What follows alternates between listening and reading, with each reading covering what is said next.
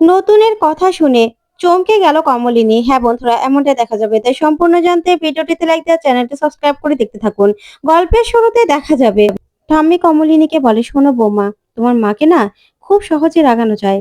তাকে আমি রাগাতেও আমার ভালো লাগে, একটু মাত্র। কি বলেছি বলো তো? তাতেই দেখো কেমন করে একদম ফুস করে উঠেছে। তখনই কুর্চি বলে, আচ্ছা মা, তোমাকে আমি কতবার বারণ করেছি না যে মাসিমার সঙ্গে একদম পিছনে লাগবে না মাসিমার। মাসিমা আসবে তোমাকে তো আগেই বলে দিয়েছিলাম। তখন ঠাম্মি বলে, দূর, চুপ কর তো। এটা তো আমাদের বেয়ানের খুনসুটি। ওনাকে আর কি বা বলেছি, তাতেই দেখ রেগে মেগে একদম অস্থির হয়ে গেছে। একটু কিছু বললেই না একদম রেগে যায়। এগুলো দেখতে আমার কাছে ভীষণ ভালো লাগে। তখন তো এই কথা শুনে কমলিনীর মা বলে, হ্যাঁ তাই তো, আমাকে রাগাতে তো ভালোই লাগবে, তাই না? আমি কি আর এবারে কেউ হই নাকি? তাহলে আমি এখনই চলে যাব। তখন প্রসূন বলে, আহ মা, এখানে কিষাণু আছে তো কি মনে করবে বলো তো? তখন কিষাণু বলে, না না, আমি কিছুই মনে করছি না, বরং আমার তো আর ভালো লাগছে তোমাদের ঝগড়া দেখে, সত্যি কথা। তারপর কমলিনীর মা বলে, দেখো নাজ্জামাই, তোমাদেরকে আশীর্বাদ করব বলে আজকে এসেছি, আর তোমাদের কিন্তু নেমন্ত্রণ করবো, যেতে হবে ও বাড়িতে। তখন ঠাম্মি বলে, হ্যাঁ হ্যাঁ, তা তো করবেই নেমন্ত্রণ, তাই না? আমরাও তো এ বাড়িতে সবাইকে নেমন্ত্রণ করি, আর সবাই তো আসে। তখনই কমলিনী মা বলে, হ্যাঁ, আমাকে করেছিলেন নেমন্ত্রণ? তখন ঠাম্মি বলে, না হলে কি আর এসেছেন নাকি? আমরা তো সবাইকে নেমন্ত্রণ করে এনেছি, আর এখন আপনি আবার সবাইকে নেমন্ত্রণ করে নিয়ে যান। তখনই কমলিনীর মা এই কথা শুনে বলে, হ্যাঁ, নেমন্ত্রণ করব তো, সবাইকে করব, কারণ আমার মেয়ে, মেয়ে জামাই, তারপরে নাত জামাই, নাতনি, সবাইকে নেমন্ত্রণ করব। সবাই ও বাড়িতে যাবে। হ্যাঁ, কুর্চিকেও নেমন্ত্রণ করব। তখন কুর্চি বলে, মাসিমা, আমার কথা তো ভুলেই গিয়েছিলেন আপনি। তখন কমলিনীর মা বলে, না না কুর্চি, তোমাকে আমি ভুলতে পারি? তুমি তো আমার লক্ষ্মী মেয়ে, তোমার কথা আমি ভুলতে পারবোই না। তারপরেই দেখা যাবে কুর্চি এই কথা শুনে খুশি হয়ে যায়। তখন বাবিল আর বুবলাই বলে, তার মানে দিদুন, তুমি আমাদেরকে নেমন্ত্রণ করবে না, তাই তো? আমাদের কথা তো বলছো না।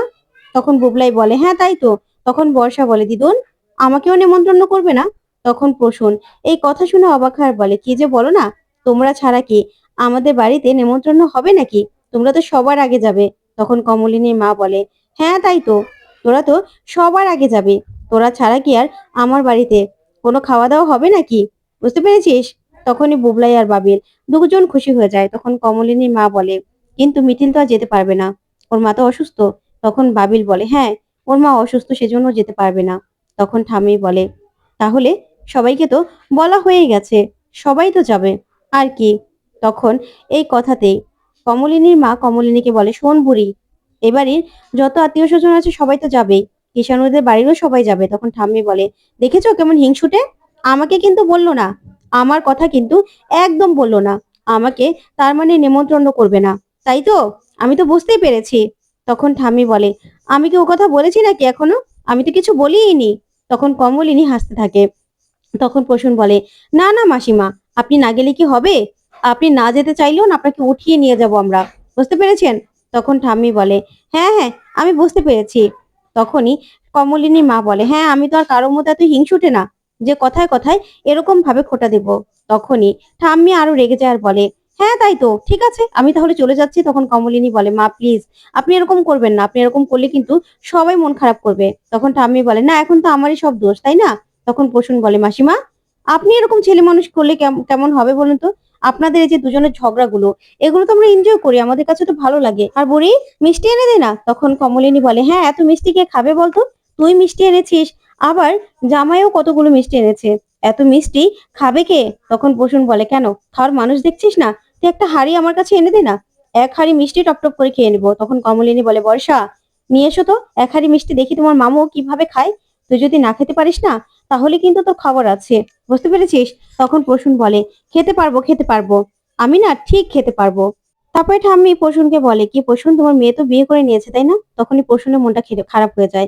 তারপরে ঠাম্মি বলে, না না, তোমার মন খারাপ হয়ে গেল, আমি না ওরকম ভাবে বলতে চাইনি। তখন মিঠি বলে, আচ্ছা ঠাম্মি, তুমি তো জানো এই কথা বললে মন খারাপ হবে মামুর, তাহলে বললে কেন? তখন ঠাম্মি বলে, ঠিক আছে ঠিক আছে, আমি বুঝতে পারিনি, ঠিক আছে, আমি আর কিছুই বলবো না। মন খারাপ হয়েছে তো, আমি আর কিচ্ছু বলবো না বললাম তো।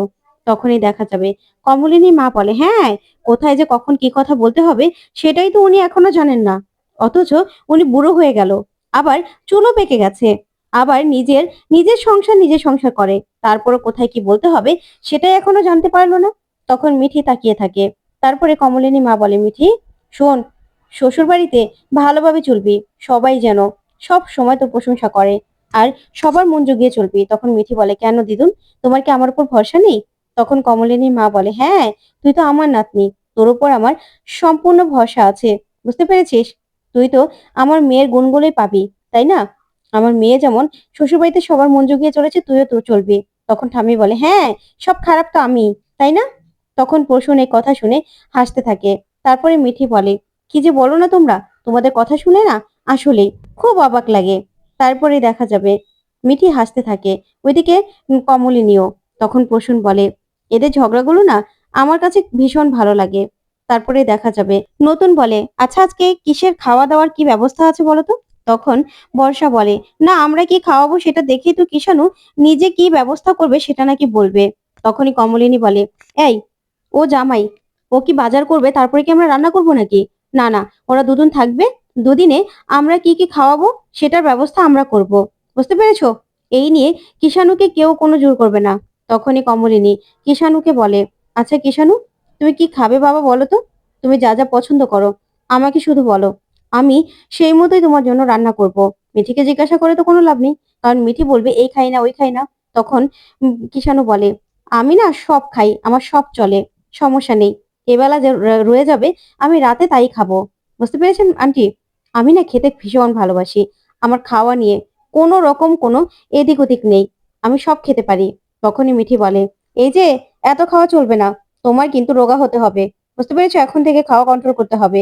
তখন এই কথা শুনে কিষাণু বলে, কে বলেছে আমাকে রোগা হতে হবে? আমি কি তোমাকে একবার বলেছি যে আমি রোগা হতে চাই? শোনো, আমি না একদম রোগা হব না। জানেন তো আন্টি, ও বাড়িতেও না আমার খাওয়া নিয়ে মিঠি খুব ঝামেলা করছে।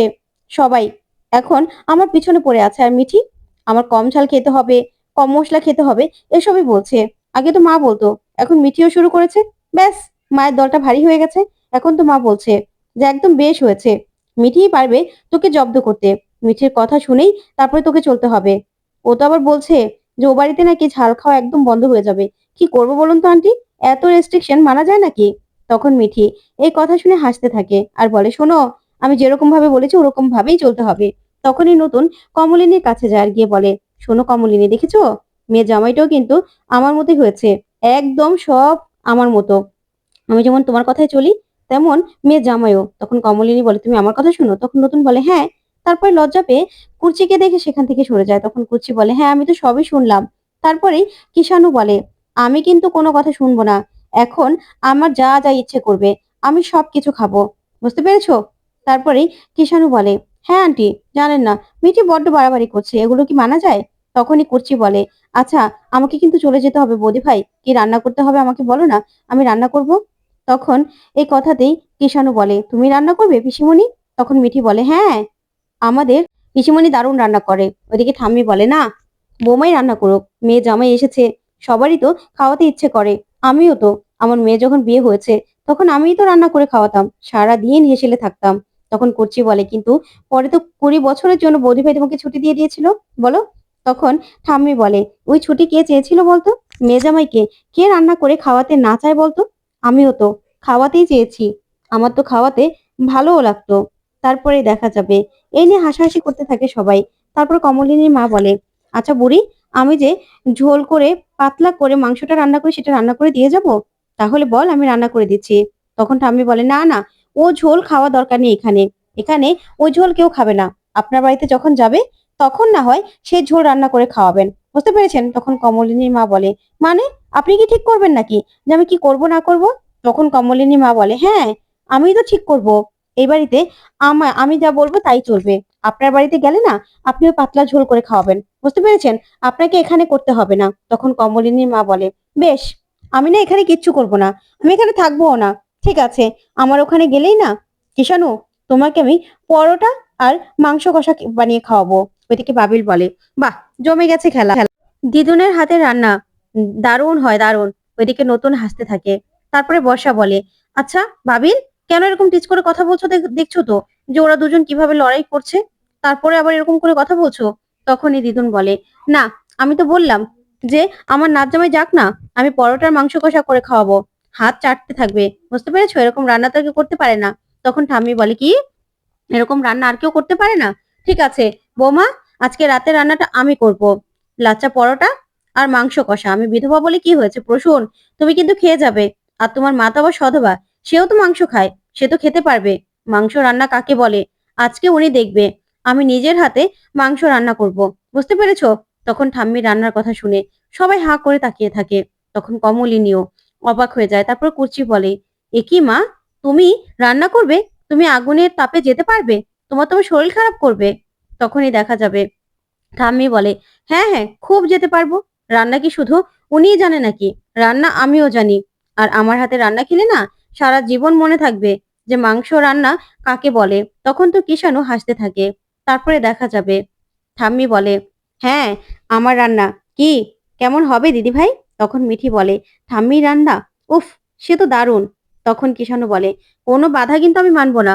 আমি কিন্তু পরোটার মাংস খাবোই আজকে। ঠাম্মির হাতের মাংস বলে কথা। শোনো মিঠি, তোমার কোনো কথাই শুনবো না। তখন মিঠি বলে, শোনো, তুমি খেতে খেতে না একদম অসুস্থ হয়ে যাও। তোমাকে আর আমি কিচ্ছু বলবো না, যাও, কিচ্ছু বলবো না। তারপরে দেখা যাবে কুর্চি বলে, আচ্ছা, এমন কথা কেন বলছিস মিঠি বলতো? তখন কিষাণু বলে, শোনো মিঠি, এখানে কোনো রকম কোনো রেস্ট্রিকশন চলবে না। আমি আমার মতো করেই চলবো। তারপরেই দেখা যাবে বুবলাই বলে, শোনো বর্ষা, তুমি তো ঠাম্মির হাতে রান্না এখনো খাওনি। ঠাম্মির হাতে রান্না কিন্তু খুব মজা। তখন কমলিনীর মা বলে, কেন, আমার হাতে রান্না বুঝি মজা না? তখন বুবলাই বলে, ঠাম্মি এটা কি বললে বলো তো? তখন বাবিল বলে, শোনো ঠাম্মি, সেই আমরা কোন ছোটবেলায় খেয়েছিলাম, সেটা এখনো মনে আছে নাকি? তুমি বরং আমাদের কাজ করো, তাড়াতাড়ি করে নেমন্ত্রণ করে রান্না করে তারপর খাওয়াও।